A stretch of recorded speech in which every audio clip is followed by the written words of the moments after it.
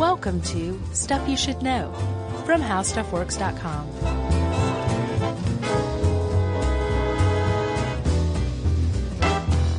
Hey, and welcome to the podcast. I'm Josh Clark, and there's Charles W. Chuck Bryant, and there's Jerry Rowland, and as I said, there's me, Josh Clark, which makes this Stuff You Should Know, the Soarin' edition. Wow. Soarin'? Soaring. Oh, okay. The Sore Toe edition. I don't know what that means either. It doesn't mean anything. It's just kind of... A sore toe is kind of the opposite of soaring, you know? Really drags you down to earth. Gotcha.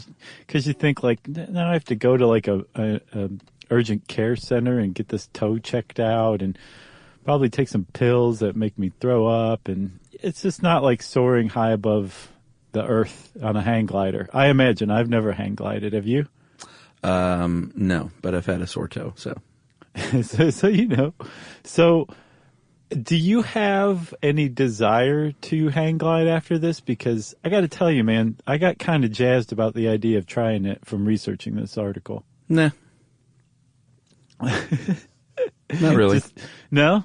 So, like, if you were somewhere on vacation and they had, like, hang gliding lessons as part of the place you were staying, would you, like, go over and try it, you think? Or you just absolutely aren't enthused by it at all? Yeah. Kind of depends, I guess, on my mood and what else is going on. I mean, I could see that. I think that's fair. I wouldn't like seek it out though, but if I was literally within 50 feet of someone doing this, right, and somebody picked you up and put you into the harness, then I might do it. But right. I'm not afraid of it or anything. It's just, I don't know. I don't really care. Yeah, no, I get that sense that you're not afraid of it. I am terrified of heights, as you know. But this still sounds pretty appealing to me, actually. I think I might try it. Yeah. I mean, I used to do rappelling and stuff like that, so I imagine. Oh, yeah, with your dad, right? Yeah. Down Stone Mountain? No. Okay. They don't let you do that. Yeah. I thought they might. So hang gliding is what we're talking about, Chuck. And it turns out this article, this is an old school How Stuff Works article. Yeah. Which are really weird in a lot of different ways. But once we kind of dug in, we found that like the topic is actually a little more interesting than the How Stuff Works article would lead someone to believe. Yeah, know? For sure. It's a little dry. Just a tad. Bone dry. And this is a Freudenrich joint. He knows what he's doing. He's got a PhD after his name, but yeah, I think it was the culture of the age, you know? Sure. Like, for example, in the article, he talks about a personal experience hang gliding. Yeah.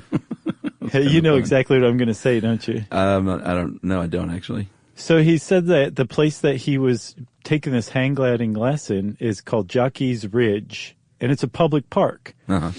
So he writes that as, before they took off, the hang gliding instructor checked to make sure that our intended flight path was clear of obstacles and people, because it was a public park.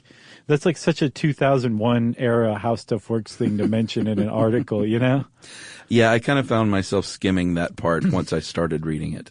And there's some good info in it, but yeah, the whole personal experience thing, it just doesn't click with me, you know? So, hang gliding. Should we do a little history? I think we should do a little bit of history because, like I said, it's kind of interesting. Yeah, and this is one that you would not... I was a little bit surprised to know that NASA had anything to do with hang gliding, because it seems like obviously those two things would be opposite of one another. Mm-hmm. Sort of like toe gliding, toe soaring. Sore toe and soaring. Yeah, I like toe soaring. It's like a SAT question. It is, but there was an engineer for NASA named Francis Rogallo, so he kind of had an idea in the 1940s to use his Rogallo wing, which was, I guess, sort of a crude hang glider to help return spacecraft to Earth. Yeah. Instead of a mere parachute, which is what I guess had been used for a little while. Well, yeah, like, you know, those famous images of like the Gemini capsules coming back to Earth and splashing down in the ocean, and they have a drag chute, you know, that they're hanging from. Originally, they were like, what if we try this other thing that's that will be one day the predecessor of the hang glider. And everyone said, what's a hang glider? And the person said, just wait a little while.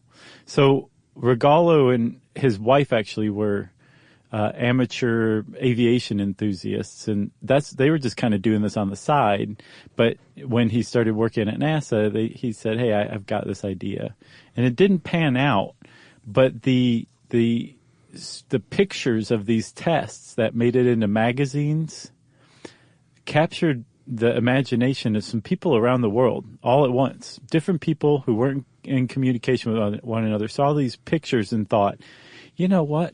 I could do something with that. I could turn something like that into like a personal, non-motorized flight machine. And they did.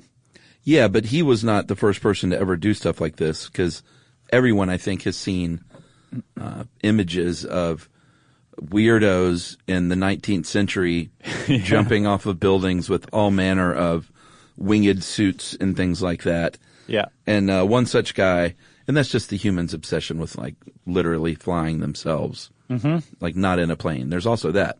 It takes a certain type, though, if you think about it. Like even today, like somebody who says, wow, I'd really like to fly, and someone who says, wow, I'd really like to fly, so I'm going to spend 10 years creating my own personal flying machine. Those are two different people. Yeah, for sure. Like the Wright brothers versus this guy. Right, exactly. That you've never heard of because they didn't do anything. Otto Lilienthal. Is that a good way to pronounce that? Oh, yeah, not this guy. This guy did a lot, yeah. Oh, yeah. Yes. You're talking about the crackpots. Right. Yeah, he was a German engineer, obviously, from that name. And he was crazy about this stuff. And he literally did over 2,000 successful flights with these, what they called weight shift hang gliders. So hang gliders where, as you will see, like the modern hang glider, you shift your weight to steer the thing. And he was doing that in a kind of a crude way. Yeah, he basically, I mean, like Leonardo da Vinci had like some design for a hang glider. I don't know if it's ever built. And the Chinese used to make criminals hang glide for fun. But this is like the guy who like actually went to the trouble of figuring out how to make this right from his own designs. And like you said, 2,000 successful flights is, I mean, that's proven technology, you know? Sure. So I say, and I don't think it's just us, but Otto Lilienthal is basically known as the father of hang gliding. The Opa. Yeah. I guess Opa's grandfather. Yeah, but is that German? Yeah. Oh, I thought that was Greek. Well, it may be Greek too, but I know Opa is German for grandpa. Okay, gotcha. But, you know, he did a good job.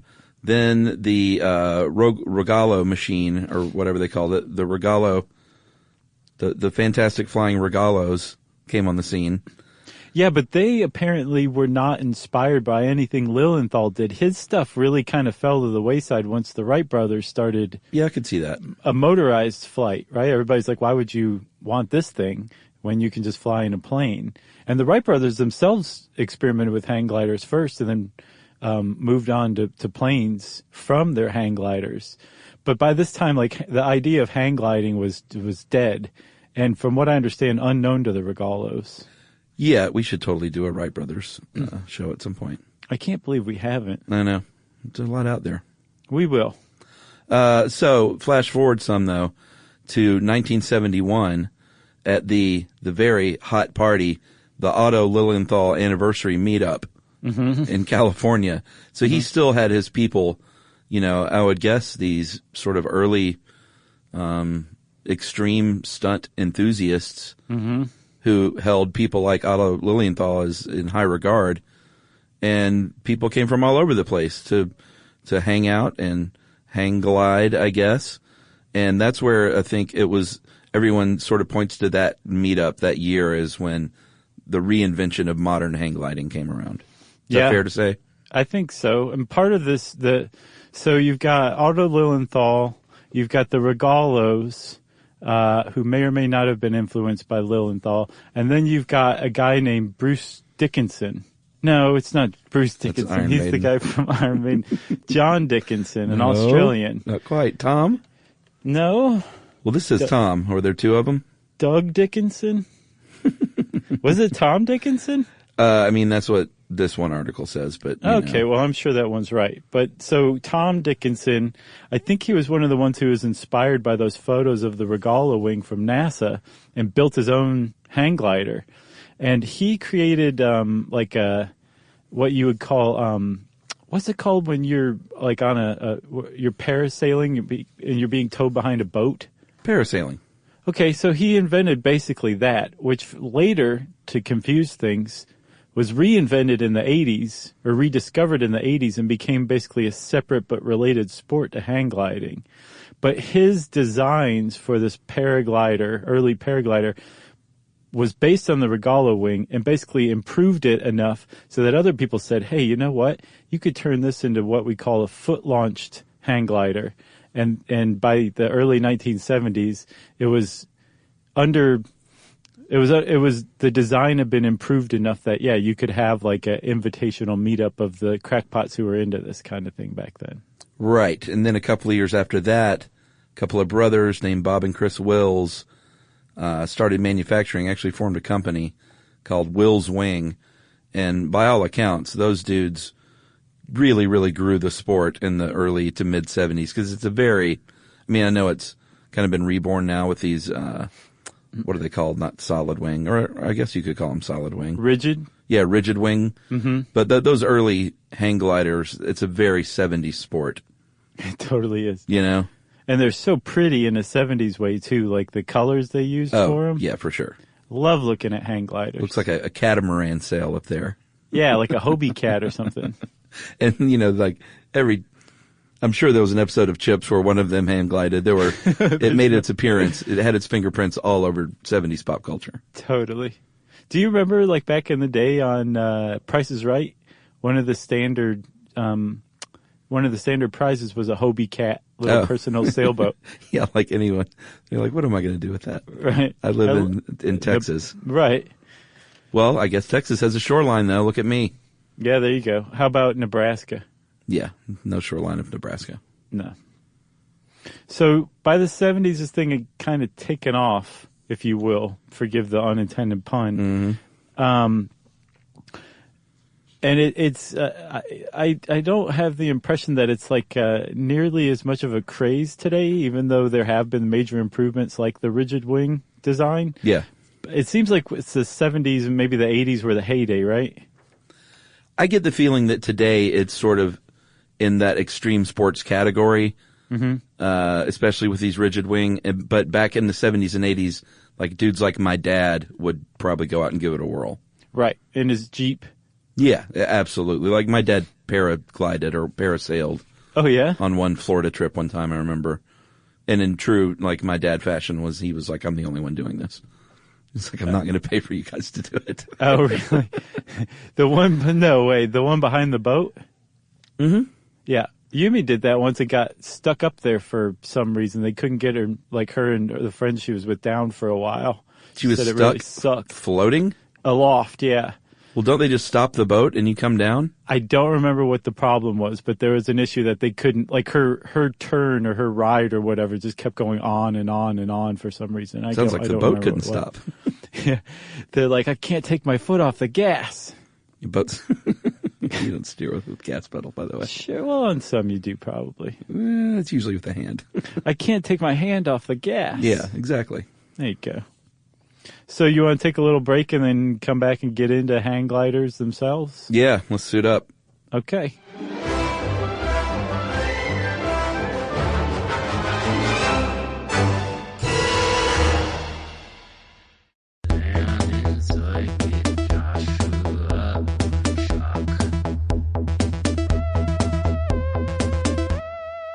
Okay, man.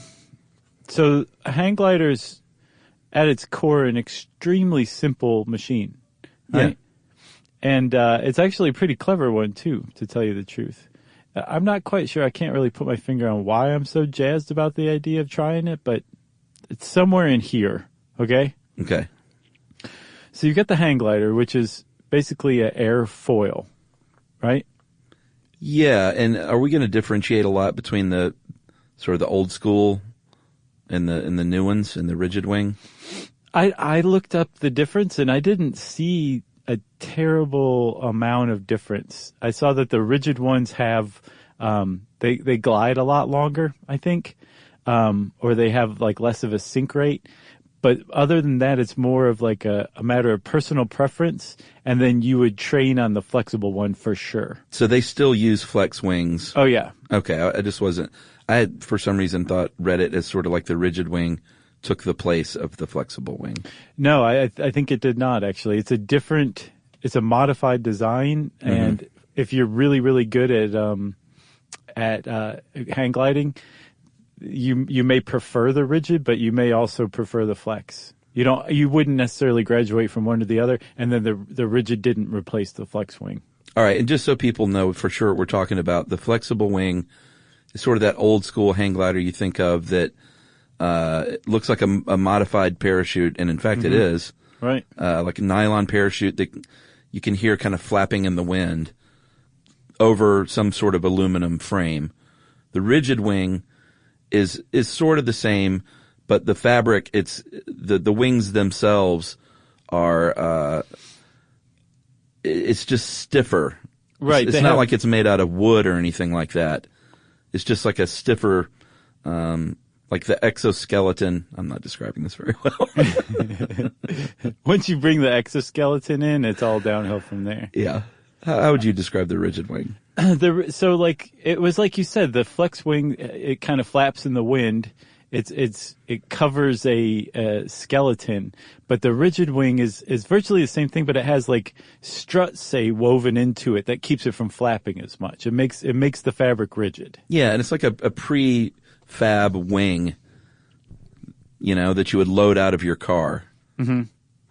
Yeah, they're really tough to travel with, from what I understand, as far as like if you're flying somewhere on an airplane, you would have to take your flexible wing hang glider.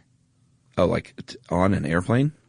Yeah, they disassemble really easily. Like all of the joints are hinged, the tubes pop out of one another, the actual fabric folds up and comes off, and the wires snap off.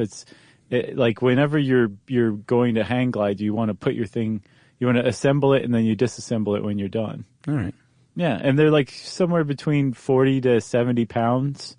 And from what I can tell, the ones that weigh less are the much more expensive ones, because they might not even be made out of aluminum. They may be made out of something even lighter, like carbon fiber or something like that. Gotcha. So the whole point, whether you're talking about, and I don't really think we need to get into rigid wing, just because it is just a modified version of the flexible wing, and the flexible wing is the one that everybody's familiar with. Mm-hmm. But with the flexible wing, it's just a triangular skeleton made of hollow aluminum, aircraft grade aluminum tubes or carbon fiber tubes, and you've basically got three tubes coming out of one point. Did you ever take an art class, a drawing class? Nope. This is going to not make sense to you then. Well, I've seen a hang glider though. Okay, well, so if there's a point, the very front tip of the triangle of that is the hang glider. Yeah, the stabber. Then right, the widowmaker. That's the nose. Yes. Out of the nose, going directly back away from you, is a piece of metal, a tube called the keel. Yes. Going at angles out of the nose, backward away from you as well, those are the leading edge tubes. And then about halfway back from the nose, crossing the leading edge tubes and the keel, connecting them all, that's the crossbar. You have those 4 bars put together. That's basically the basic skeleton of the hang glider. Yeah. Okay? And if you haven't seen one of these, just crawl out from under your rock, go to your laptop, and look at a picture of it. And when I was researching this, especially when Freudenrich started to get into the wires, the front wires and the landing wires and all these, I was like, now I fully understand what they mean when they say that a picture is worth 1,000 words. Like Freudenrich could have spent 5,000 words explaining all this, and he still wouldn't have nailed it like a picture would. It's just impossible in a situation like this. Well, you've already explained more than I would have. I would have just said a series of tubes and wires. Okay, so a series of tubes connected, and then you've got the fabric covering that. Sure. You got wires connecting everything, and stabilizing it. And then the key to all of this, there's a couple of keys, but this is where it starts to get fascinating. There's something called the control bar, right? And the control bar is like a triangle that dangles right in front of you when you're hanging from the hang glider. And this is the thing that you have your hands on. It's how you control the hang glider, which is why it's called the control bar. And then the next really essential piece, and I'll stop after this, I promise, is the harness, which is suspended from the keel above you, right behind where the control bar hits the keel, right? Yeah. And so you are prone, you're laying on your stomach when you're flying, and you're hanging on to the control bar, and you're dangling from the hang glider above, which is why it's called hang gliding, because you're hanging from the hang glider. Fascinating. It is, and I imagine in the 1970s it seemed like a fun idea when you're in Hawaii, you've had a couple of rum drinks. Yeah. To get in a suit, throw on the helmet, strap into that harness, and run off the side of a cliff. Because that's how you used. I mean, you can still launch like that, but it looks like it's gotten a little more. Like that's fallen out of fashion a little bit. The run off the cliff version. I don't know if that's true, man. I think that's like that you're an advanced hang glider. That's probably how you're going to try it. Oh, although really? although you can. I mean, you can do like a dune or something like that. It's really good for training or whatever. But they have like, I don't know if you call it like a launch ramp or something like that, but like some sort of launch that they build onto the edges of cliffs to run off of for hang gliding, and they're just terrifying to even look at pictures of. Yeah, I mean, I'd say I'm not scared to do it, but I imagine I would have some butterflies when you go and run and jump off that thing. Right. I would too, man, so don't feel bad. But you see people do it, and my immediate thought is, I'm going to nosedive. But you don't nosedive thanks to physics. Right, and do you want to take a break and then get into the physics? Yeah, we might as well. Hang gliding.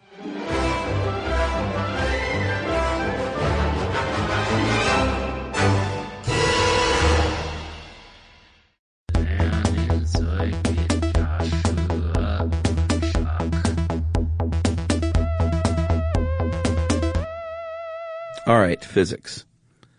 So the reason a hang glider works is because of its elegant, lightweight design and the way the air moves over these wings.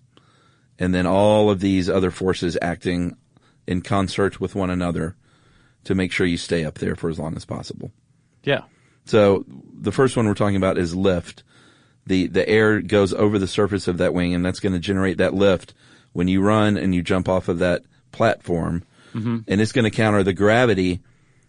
But gravity in this case is not bad. Like, gravity is actually going to be, while it does want to pull you to Earth, it's what's making you go forward, continuing that airflow. Yes, that's a good point. So gravity is your friend in this case. Yep. And then you've got drag, which is really the other one. Those three factors together are what really apply to hang gliding. And drag is what ultimately slows you down. It's you running into air molecules, and the faster you go, the more drag you have, the faster you get slowed down. Which then brings in the sink rate, which is the speed at which a hang glider starts to descend toward Earth. It's measured in like feet per second in still air. Okay? That's right. And the distance it can travel is determined by something called the glide ratio, which is the ratio of the forward distance to the vertical distance dropped. Forward distance you've traveled to that drop rate. Yeah, so like say every 24 feet you move forward, you drop like 1 foot downward. Right. So that's really basically it for physics, but the hang gliding would be like an entirely different sport if it weren't for the ability to catch air currents. Yeah, it's kind of all about that. Otherwise, they would just be pretty quick rides. They would be. I mean, like, it'd be pretty awesome still, especially if you launched off a cliff and then just kind of glided slowly downward toward the earth. It'd still be pretty cool, but you can catch air currents if you know what you're doing and stay aloft for hours and go across entire parts of the country. As a matter of fact, the record for the longest distance traveled is like 472 miles. That's crazy. I think it's like 700 kilometers. Wow. They basically, these two dudes went from Lubbock, Texas to Nuevo Laredo over the course of, I think, 11 hours, maybe, something like that. Wow. And the way that you do this is that you go find these air currents. And there's a couple of places you can reasonably expect you're going to find upward lift from air, right?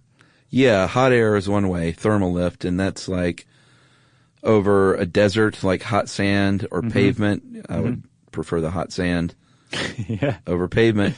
Or if it's super sunny. And I get the feeling that the more experience you have, the more you know how to look around your environment to feel and see where this might be happening.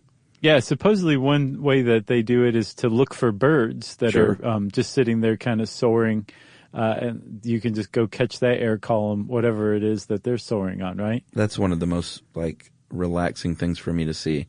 Yeah. Is a hawk almost motionless, just sort of floating. Now, imagine doing it yourself. Yeah. Doesn't that seem relaxing? I think it sounds great. Yeah. No, I would enjoy it, I'm sure. Okay. I'm just not going to go through a lot of effort to make it happen. Yeah, apparently I've made it my mission to get you hang gliding for some reason. In it's in the Chips episode, you will have rigged my hang glider to crash. Right. Poor Robert Pine.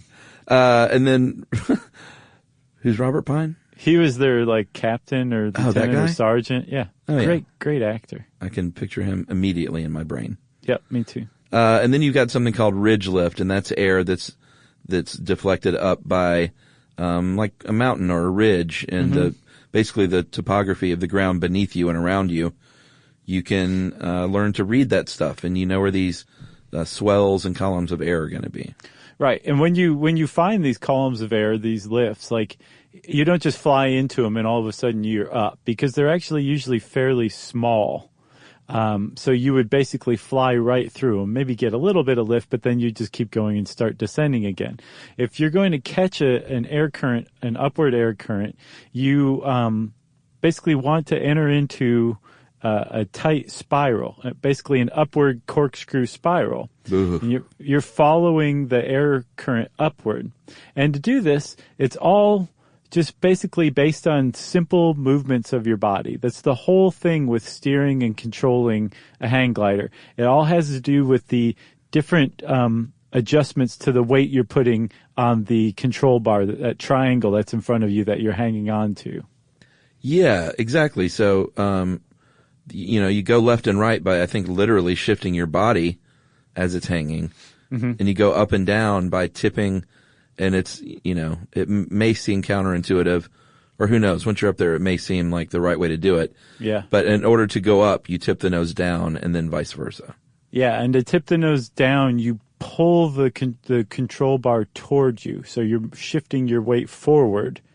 And when you put that nose down, you're trading in some of your altitude. You're basically creating a nosedive, but just enough to speed up. And then to slow down, you push the control bar away from you, which tips the nose up, which basically stops the glide of the glider. Stall. It turns it into like a piece of fabric trying to go forward through space rather than something just cutting smoothly horizontally. It's now vertical in some way, and it slows it down. And that's actually the way you land too, apparently. You can land on your feet very gently. Once you're close to the ground, you start to stall by pushing the control bar away from you. That lifts the nose up. It cuts your speed off, and then you just kind of, in a nice gentle trot, hit the ground, and you say, I just hang glided, yes. I think what I would worry about for myself is that some of this stuff may not be intuitive or instinctive, and I would do the wrong thing and then panic. So that's actually a really good point. This group called Kitty Hawk Kites from North Carolina, which are actually cited in the How Stuff Works article, they had like a really good tips for beginners article as well. And they say one of the things that you have to learn is to remain calm, because it takes a bit of finesse from what I understand. It takes, you have to be able to very smoothly move your weight around.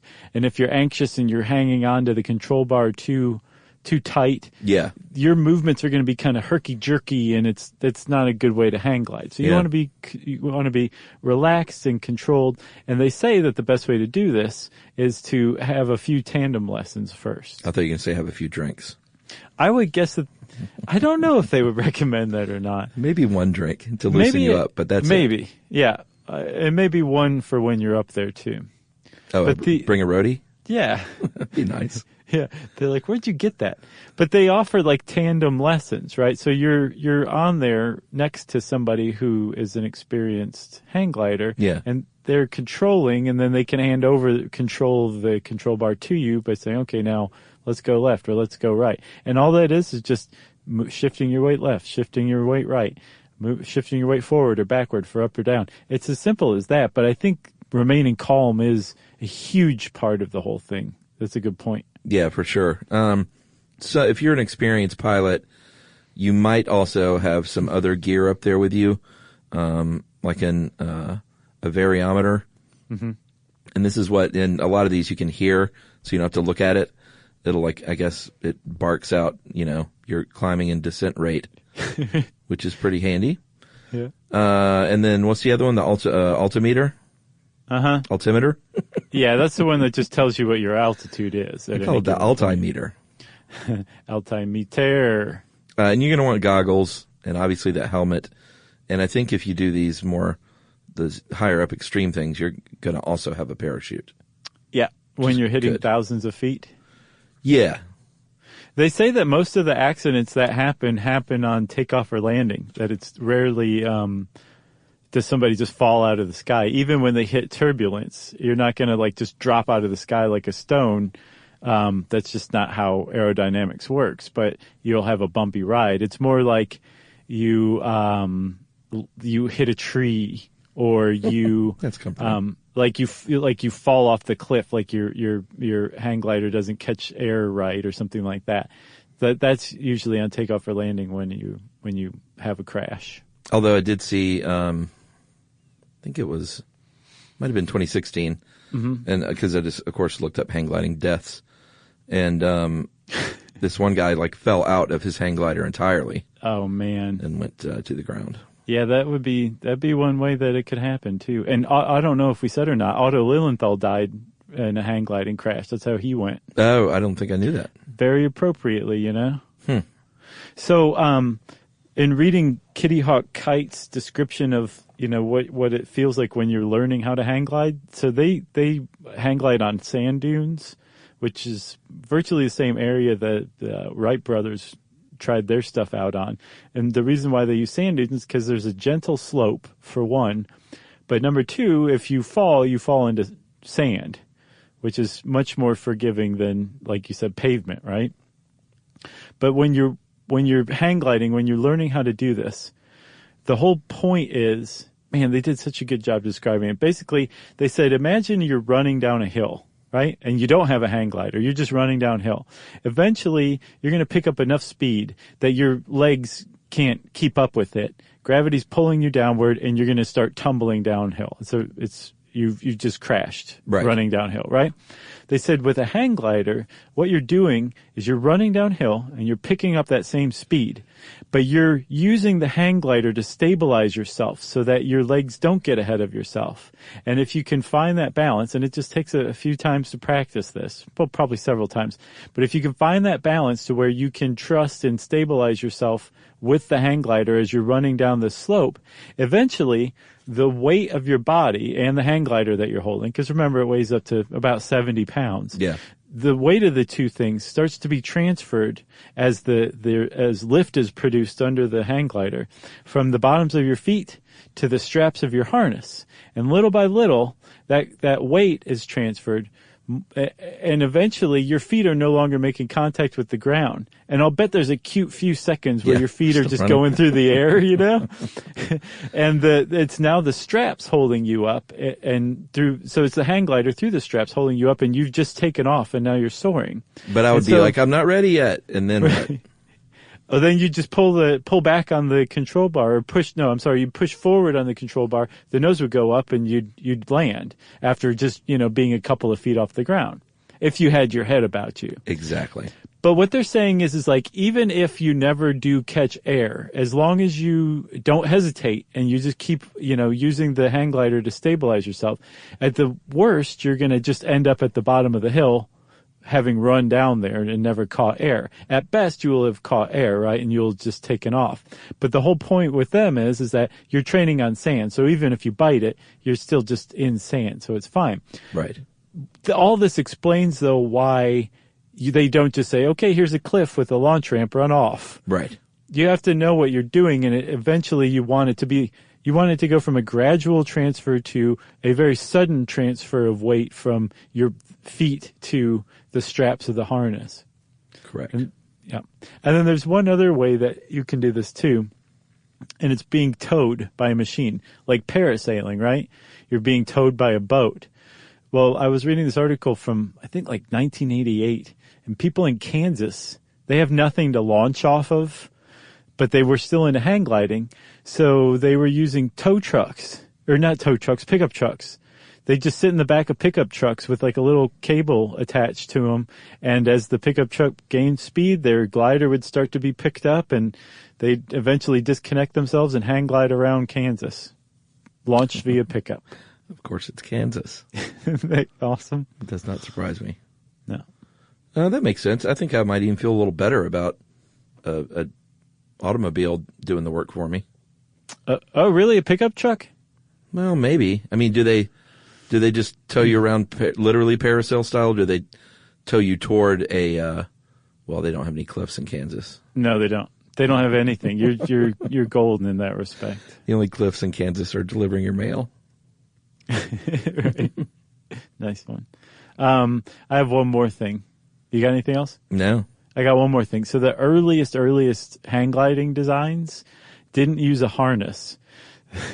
It was like a hang glider, like you have, right? But you would run, and then eventually, like, the hang glider would just lift off, and you'd be dangling like a rock from the control bar, hanging on for dear life, rather than being connected by a harness in a prone position. You would just be hanging from, like, downward from the control bar. And that worked? Yeah, I mean, it was nothing like the hang glide, like, experience that we have now. Yeah. Like, they didn't last very long, and they didn't go very far or get very high, but I think it's kind of like a zip line thing. Wow. Yeah. So that's it. That's hang gliding, man. There you have it. We're going to go do it this spring. We are? Yes, we are. All right. If you want to know more about hang gliding, go take a lesson and try it yourself. And in the meantime, you can go check out this ancient How Stuff Works article. It's hilarious. And just type in hang gliding in the search bar, and it'll bring this up. And since I said that, it's time for listener mail. I'm going to call this just a really nice email from a nice dude. Oh, nice. Hey, guys, just recently finished my second run of every episode. How about that? Hats off to you, dude. After hearing the Simpsons podcasts and understanding how it shaped so many lives, I want to let you know the Stuff You Should Know has helped me just as much, if not more.